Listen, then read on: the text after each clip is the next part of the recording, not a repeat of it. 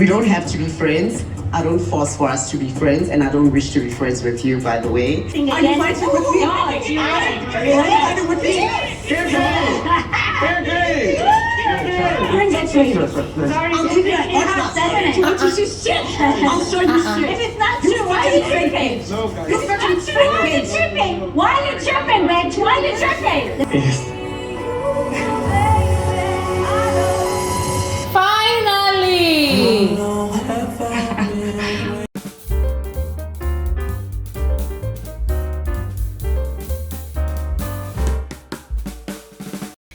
Okay, so I just finished watching the last episode of this season of Young, Famous and African, and woo, as usual, it was hectic, dramatic, yeah. But you see this Ini and Lewis's situation, it left me with a lot of questions, especially about surrogacy. Yes.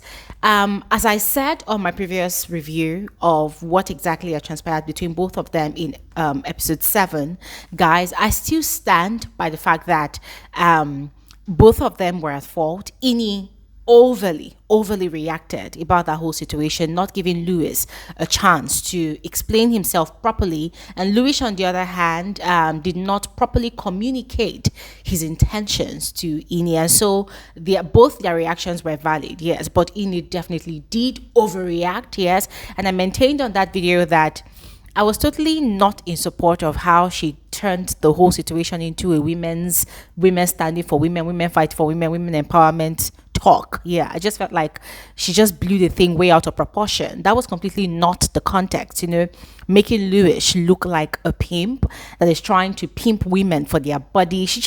Guys, it was just a very distasteful way, of her misinterpreting the whole situation. And of course, this episode was a continuation of where, that whole situation happened in the previous episode, yeah. And I could feel Lewis's pain when he was saying during his confessionals that he just realized he did not belong in the group, because he has discovered that ever since he joined the group, he's always defending himself. And guys, that is no lie at all.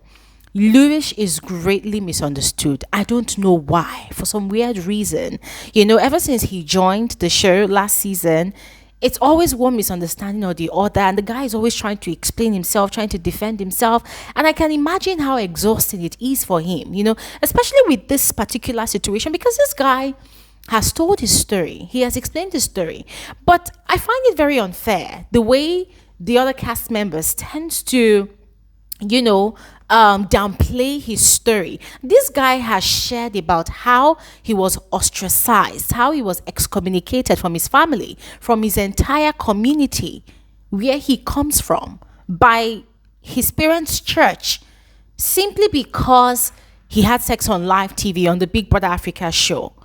And I understand that not a lot of families would like that, but is it enough to completely, what they call it, like you just completely cut off from your child because the church says so? And guys, on that my review, I mentioned that that is not a church, that is a cult, because the body of Christ, the way I understand it, does not cut off sinners completely. Instead, they try to redeem you. They try to bring you back into the fold. They do not give you conditions that, if you don't do this, you are dead to us. No. Instead, they try to bring you back, and they try to understand your point of view.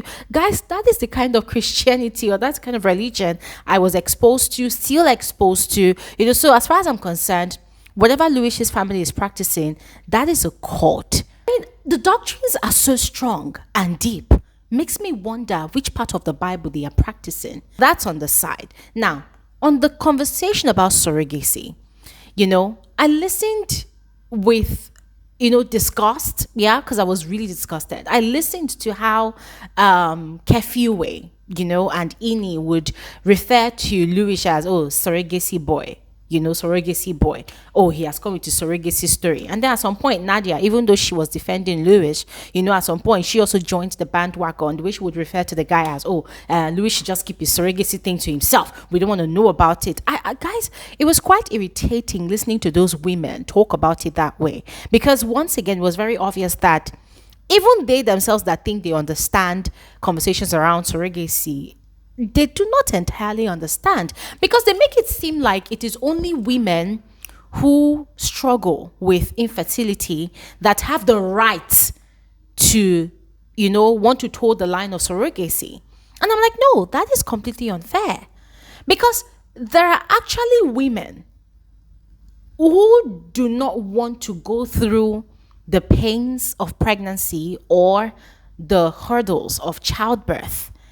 And so it's not by force, it's a business transaction, right? So they seek the services of people who have put themselves out there to be very, let me say, healthy enough or mentally sound enough, or probably just ready enough, like they volunteer their bodies to want to carry other people's pregnancies. There are people like that. There are women like that.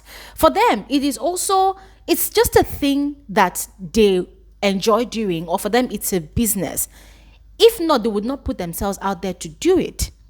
And most women who even go into surrogacy, like who offer the services of surrogacy, some of them, it's a business for them. And this is different from baby farms, guys. Don't get me wrong, because I've seen stories. So the way Ini and these other women in the group, the way they make it look like Lewis is insulting women, disrespecting women. And I'm like, what do people mean? If people are looking at it from that angle, then what about the women who are actually putting themselves out there? Are you now villainizing them? Are you saying that they are evil? All women must be pregnant. All women must carry their pregnancy by themselves. All women must go through the pains of labor. All women must it be that way? Must it be that way? I mean, there's this particular story I know of, in my university, a professor and his wife. They are both professors in their field, in that school. They decided that they do not want to have kids by themselves. The wife decided, in fact, it was a joint decision. They do not want to, the wife does not want to get pregnant. The husband too is like, he does not want the wife to go through that pain of carrying a pregnancy. It was a decision they made. But the one thing that they decided to do to give them that satisfaction of having children is to adopt. And so in that community, they adopted as many children as possible. They adopted even adults, sponsored them through school and through whatever endeavor in life they wanted to follow. But for them, it was their decision. They did not want to get pregnant. They did not want to go through all of that, pain and all. Because you see, I feel like this society, guys, I'm sorry, it seems like I'm actually focused on this conversation more. If you want us to have more talks about this, we could do that on this channel, yeah. But I just thought I should talk more about it, yeah. See, listen, guys, in essence, what I'm trying to say is, it was just unfair the way Ini and Kefi, the way they handled that whole situation. Yes. And as Nadia rightly put it, a lot of the people in the group, they have completely, sidelined Lewis's reason for why he needs a surrogate to have a child. They've completely misunderstood him, or they just completely refused to get it. This guy wants to create his own family. He wants to start having his own, kids. And so instead of him to now date somebody and then, have a baby mama, and then emotions are involved, and then they start having back and forth, and then they're having issues, and then you have a child with this person, and then people are fighting for child custody, people are quarreling. He doesn't want all that type of situation, where you impregnate someone and then people are having issues. There's emotional abuse, there's mental torture, and then somebody is attacking you. Like, look at what Zari and Diamond are doing. Oh, when we quarrel, I would block you from seeing the children. He doesn't want that kind of drama. And so for him, he'd rather go through surrogacy. It's a business transaction. You have a child for me. We sign legal documents. I pay you for it. I have the baby. You can go. To avoid all of that type of drama. Hence the reason where, guys, if you recall from the previous episode, that's episode 7, where he finally met someone he really liked, he said it during his confessionals that she actually volunteered to be a surrogate, but he said they sort of have a chemistry and it's like there are emotions involved. And so he would rather not do surrogacy with her because feelings are already sort of involved. In order to avoid, breakups, all this emotional bullshit, He just wants a strictly business transaction. And guys, there's no crime in it. I think people need to learn to understand that things change as time changes in this world. Things change. And frankly speaking, I still maintain that Iniedo's mindset towards the conversation of surrogacy is totally lopsided. It's not balanced. You cannot villainize a man for needing a surrogate. You cannot make it look like, oh, it's such an evil thing to need a surrogate when you yourself actually had to, let me say, employ the services of a surrogate to have a baby. You cannot do that. It's wrong and totally unfair. But anyways, ladies and gentlemen, this is just my opinion. I would love to hear from you. So please go ahead and share in the comment section below. Yeah. And then moving on quickly. Oh, before we even move on, look at me. I did not introduce myself. Hi. You're especially welcome to my channel. My name is Gloria Elijah. This is Frankly Speaking with Gloria Elijah. And I am the girl with the tea. Guys, quick announcement. We're going to be having a YouTube live conversation on Saturday to discuss the Real Housewives of Lagos. Yes, the season's finale came out on Sunday. And a lot of you have been asking for us to have a live conversation about it. So we're going to do that on Saturday, this Saturday, all right, which is just a few days away. If you want us to have a live conversation about the Young, Famous and African show, please let me know in the comment section below. I said I was going to put out a poll in my community on my community tab. I think I'm going to still do that because I want to know if you guys want us to have a live conversation, all right? But anyways, all of that said, let's just proceed with the rest of the video. Okay, so next scene, K-League and Naked DJ finally got engaged on this episode. Guys, I'm not gonna lie, that scene was quite emotional. I almost shed tears, for them, for Kaylee. I mean, guys, we will not downplay the fact that Naked DJ is still dealing with the trauma of losing his ex-wife, according to the stories, to cancer. She was very good friends with him. And then the fact that 2 marriages failed, that fear of going into a third one and losing who you love to the mystery of marriage and, just becoming a failure the third time in marriage, according to societal standard. I understand that there's that fear there. However, the way the guy handles conversations with Kaylee, I don't like it. And just as I mentioned in my previous video, guys, it just, for me, it's giving the vibe of she's the one that's pressurizing him to propose to her. And I'm not the type to force anything, guys. So watching her, it's like she was making a case in the court of law for her to be free from something or for her to get something. I just felt really bad for her. And I really do hope that they get married, that she does not become Lord of the Rings that will carry an engagement ring for 20 years. I really do hope that they get married before the end of this year. That is, if they've not done their wedding yet. I really do hope that they do and that their marriage lasts. Because as far as I'm concerned, I don't think Naked DJ is ready. Yes, even though we had a conversation with Kanye Mbao, who is actually a mystery this season. Like, I saw through her Instagram post that she went for surgery, I think in Korea or where in China, I can't remember where. I understand she had to go through a healing process, but her appearing in just 2 scenes this season and always coming to come and serve as emotional support to our friends, guys. That was quite strange to me, but then again, hopefully we see her in another season of the show. Yeah, but back to Naked DJ, even though we had a conversation with Kanye and Kanye, sounding like his therapist, told him that she knows that he is ready, that, he has a beautiful woman who decided to break all the barriers of culture and norms in South Africa and is with him, even though he has a son. I get all of that talk. But looking at the Naked DJ that was listening to Kanye, guys, I did not think he was ready. Even at the point of him proposing, I did not think he was still ready.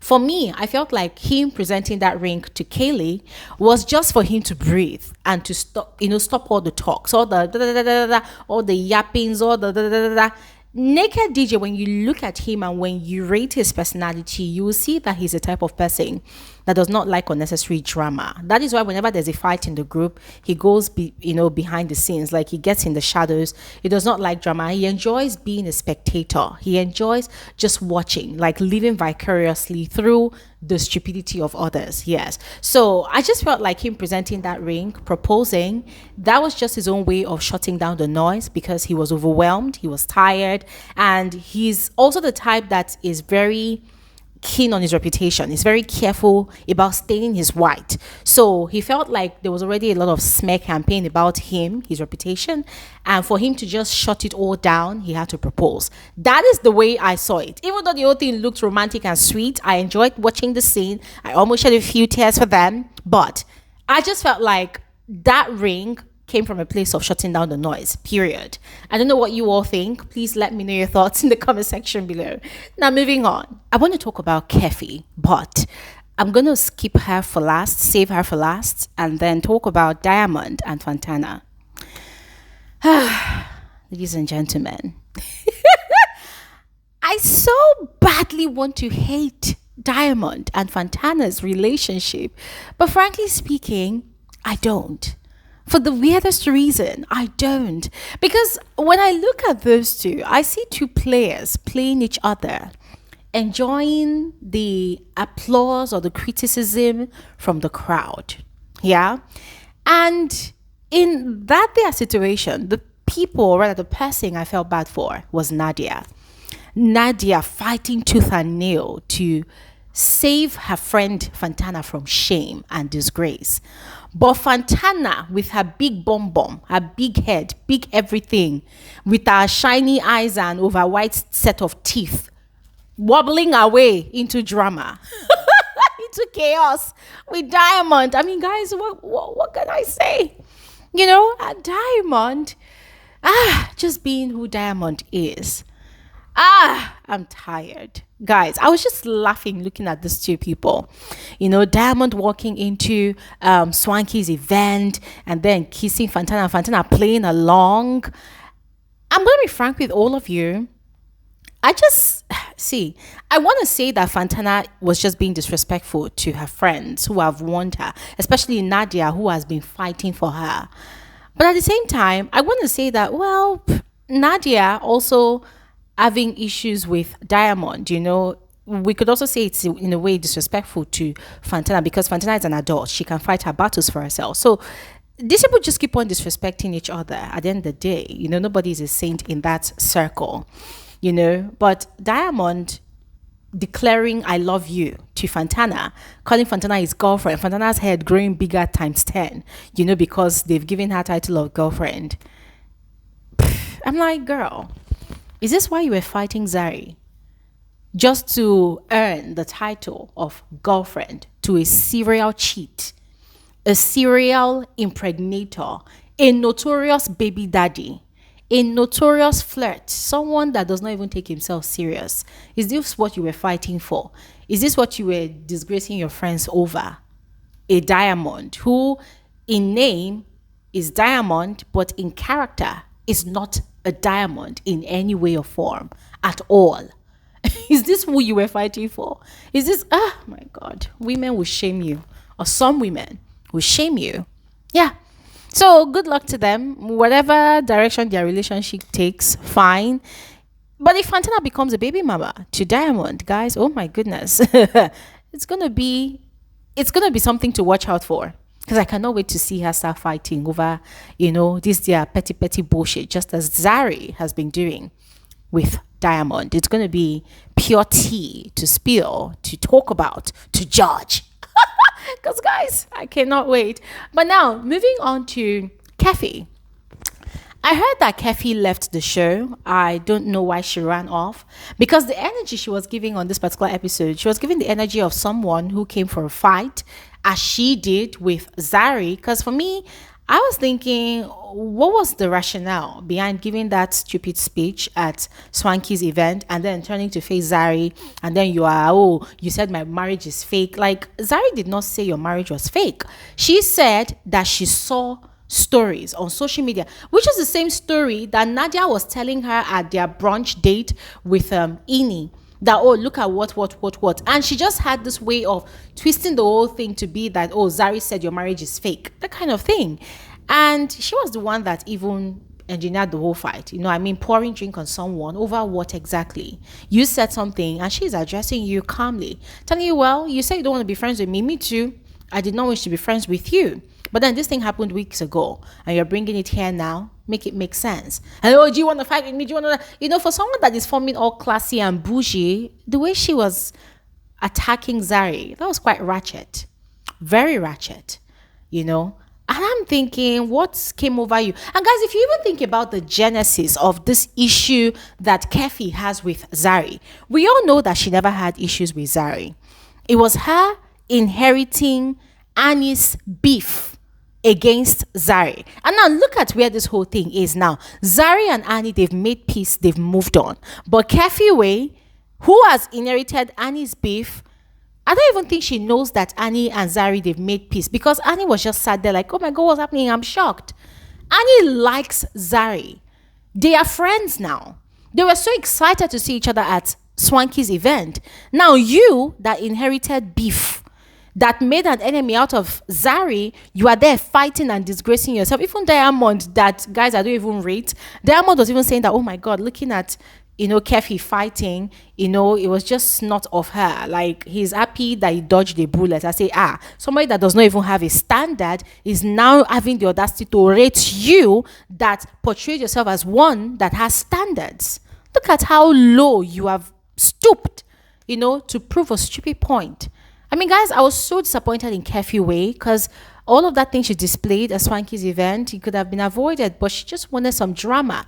Talking about Zari is fake.